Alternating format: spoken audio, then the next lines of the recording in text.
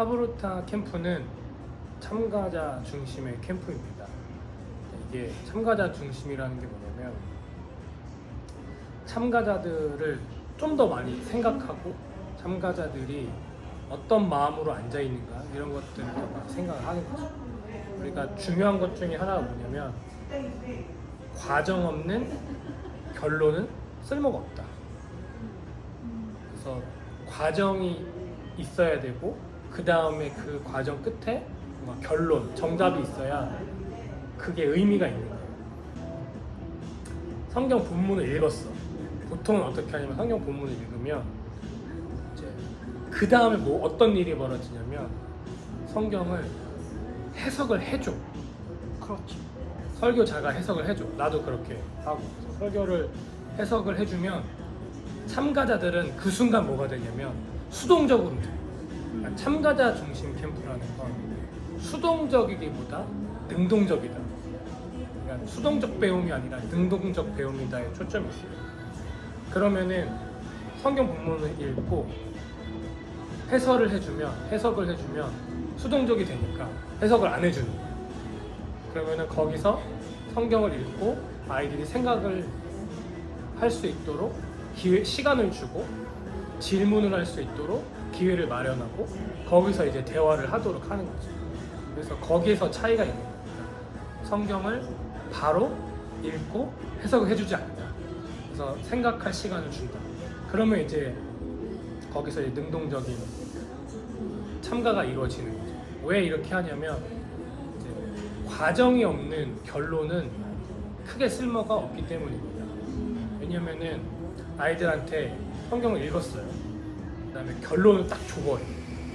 그러면은 성경을 읽고 소화시키고 생각을 하고 뭔가 어떤 과정을 거쳐야 되는데 그런 과정이 없이 결론이 와버리면 그 결론이 아무리 좋아도 내게 안 되는 거지. 그래서 과정, 그러니까 성경을 읽고 소화할 수 있는, 생각할 수 있는 시간을 주는 거죠.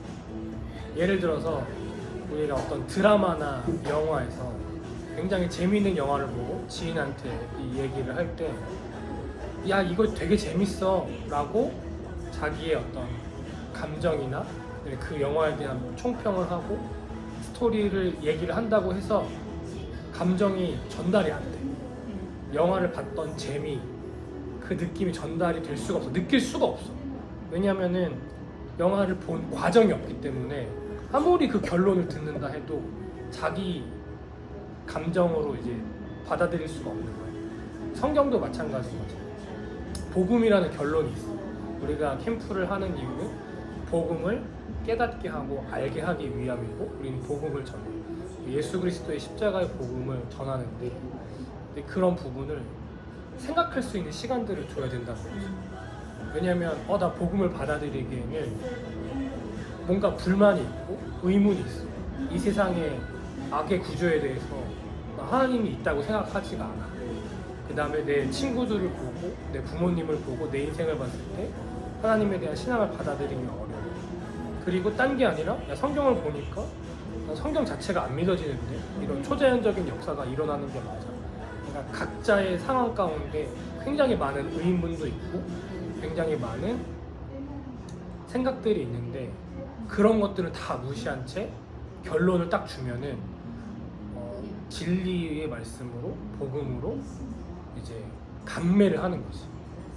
너가 이제 캠프에 왔으니까 복음을 받아들여야지 않겠냐. 그러니까 반은 맞고 반은 틀릴 수 있다는 거죠. 당연히 맞는데 이제 준비가 아직 안 된 거지. 그러면은 하브루타 캠프는 뭘 해주는 거냐면 왜 준비가 안 됐는지를 파악을 딱 할 수 있는 거지. 진단부터 하는군요. 그렇죠. 이제 소그룹을 하기 때문에 왜 불만이 있는지 그리고 어디가 막혀 있는지를 얘기를 할 수 있는 시간이 적어도 있다. 그게 캠프에 오면 다 해결되냐? 그렇진 않지만 제일 중요한 건 내가 그 결론으로 가는 과정을 우리가 지지하고 응원한다. 근데 이게 왜 중요하냐면 이거에 대한 이해가 없다면 예를 들어서 과정을 거치고 결론이 있어야 된다는 이해가 없다면 우리는 캠프에서 교사나 설교자가 항상 강요를 할 그 분위기에서는 복음을 받아들이지 못하는 게 죄책감이 되는 거예요. 근데 그 아이의 시즌에서 그 아이의 어떤 삶의 이야기에서는 아직은 복음을 받아들이지 못하는 친구들도 있으면 그 친구에게는 복음을 전한다기보다 하나님의 사랑과 존중과 어떤 배려 그리고 그 문제를 읽어줄 수 있는 그런 시간들이 필요한 거거든요. 그러니까 사람마다 계절이 다른데 모두 다 열매를 맺도록 하게 하는 건 폭력이 될 수 있다는 거죠. 그래서 우리는 아이들의 계절이 다른 걸 이해하고 그것들의 그 계절들을 스스로 인지할 수 있고 그러면 그 계절에 맞게 대화를 할 수 있는 시간들이 있다? 이게 굉장히 중요한 캠프의 특징이라고 할 수 있죠. 그러면 뭐가 되냐면 우리 캠프의 목적은 모두가 다 열매 맺는 게 목적이 아니라 각자의 삶의 계절을 이해해서 나중에 열매 맺을 수 있도록 한 단계를 진행하는 게 되는 거죠. 그래서 어쩌면 이 의문을 품고 혹은 어떤 의심을 품고 돌아가는 친구가 한 단계 성장을 한 걸 수도 있죠. 그러니까 꼭 은혜 받아야만 성공이 아니다. 내가 도전받고 흔들리고 뭔가 더 깊게 생각한다면 그게 이제 캠프의 목적을 달성한 거가 될 수도 있는 거죠. 물론 우리는 지속적으로 당연히 복음을 선포할 거고 이제 할 거지만 그런 부분을 배려를 해주는 캠프다. 그래서 우리는 소그룹 캠프를 할 수밖에 없고 한 조에 6명 정도 되는 4명에서 6명 정도 되는 작은 그룹을 할 수밖에 없고 전체 인원을 거의 100명 넘기기는 저희 힘든 50명도 되기 힘든 그런 구조를 가지고 있죠. 하브루타 캠프는 특징이 한 개의 본문으로 캠프를 계속 하는 거잖아요. 이렇게 하시는 이유가 있나요? 우선은 설교를 잘 듣게 하기 위해서 한 본문으로 합니다. 우선은 한 본문으로 설정하는 거는 설교자가 설교를 준비하는 과정을 아이들과 함께 하는 거라고 생각을 해요. 만약에 설교자가 한 본문을 이제 설교를 하기 위해서는 여러 가지를 준비합니다. 우선 성경의 스토리를 잘 파악을 할 거고 단어 의미를 살펴볼 거고 그 단어가 다른 성경에서는 어떤 용례가 있는지 용례도 살펴볼 거고 그 다음에 사회 문화적 배경도 살펴볼 거고 그 다음에 이 말씀이 누가 누구에게 한 것인지 원독자에 대해서 그들의 이해에 대해서 좀 생각을 해볼 거예요. 이런 과정을 거치고 우리의 삶에 이것을 어떻게 적용할 수 있는지 그리고 이 말씀을 가지고 적용했었던 다른 사례들은 뭐가 있는지 이런 것들을 살펴봅니다. 그래서 그거를 이제 설교로 정리를 하죠.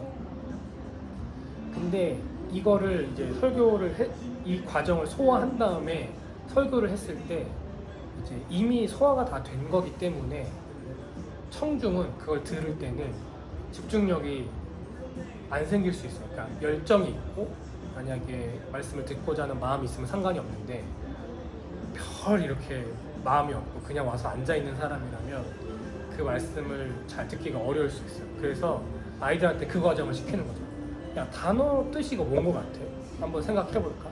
단어 뜻에 대해서 서로 생각하게 하고 그 다음에 줄거리도 서로 익혀보게 하고 사회 문화적 배경에 대해서 질문을 던지고 그게 뭔지 서로 공부하는 시간 또 알아보는 시간을 하브루타를 통해서 가져요. 그러고 나면 어떤 상태가 되냐면 설교자가 설교할 때 준비했던 과정들이 어느 정도 아이들한테 준비가 된 거예요. 그럼 설교를 들을 때 어떤 게 되냐면 요번에는 이제 누가복음 15장 11절부터 32절 돌아온 탕자 본문을 하는데 그거에 대한 이해가 머릿속에 있어.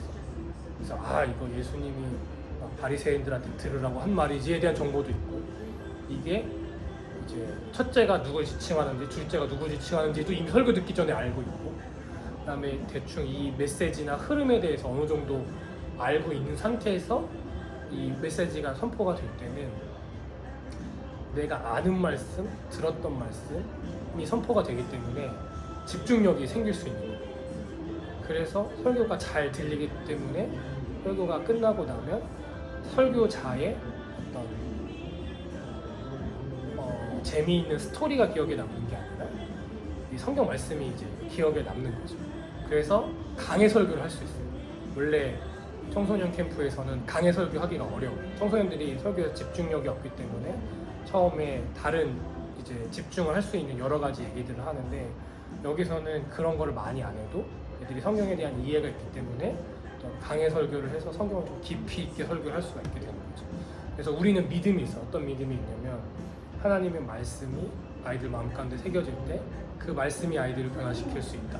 그래서 우리는 말씀을 잘 전달하는 역할을 해야 되기 때문에, 그러려면 2박 3일 동안 한 본문만 하는 것도 사실 부족하다, 이렇게 생각할 수 있을 정도로, 그래서 말씀을 깊이 있게 보기 위해서 우리는 캠프 때 한 본문만 선택해서 설교를 한다, 하보르타를 한다, 이렇게 생각할 수 있습니다. 지금 해주신 말씀만 들으면 조금 학습적인 능력이 떨어지거나 한 애들이 좀 지루해하거나 조금 어려워할 수 있다라고 이렇게 생각하실 수도 있을 것 같은데, 그럼 캠프 안에서 이것들을 좀 더 즐겁게 애들이 받아들일 수 있는 어떤 방법이 있을까요? 아니, 왜냐면 지금 설명으로는 공부 못하는 애는 안 갔다? 나 이거 듣고 우리 캠프 안 보내. 빨리 재밌게 한다고 얘기해주지. 여기까지 집어넣어야 될 판이야. 그치? 똑바로 말해야지. 앞에 것만 얘기하면 우리 집엔 못 가. 아브로타 방식이 공부를 한다는 부분이 있긴 있지만, 다양한 프로그램을 통해서 성경 말씀을 이제 배우게 합니다. 특히 이번에는 탕자 유니버스라는 프로그램이 있는데, 몸으로 놀이를 통해서 그 성경 본문을 익히는 부분이 있어요. 그래서 아이들은 놀면서 카드 게임도 하고, 그 다음에 서로 손잡고 막 점프도 뛰고 막 왔다 갔다 하면서 몸으로 스토리를 익히는 시간이 있어요. 그러니까 우리는 학습이나 공부를 시키는 어떤 빡센 버전의 캠프가 아니라 재밌게 성경을 배울 수 있는 그런 프로그램을 많이 준비를 했기 때문에, 카드 게임을 통해서, 그 다음에 그림이나 만화를 통해서 이제 말씀을 배우기 때문에 생각보다 그렇게 어렵지 않고 재밌게 말씀을 배울 수 있습니다. 그렇다면 저희 아들도 한번 고려해 보도록 하겠습니다.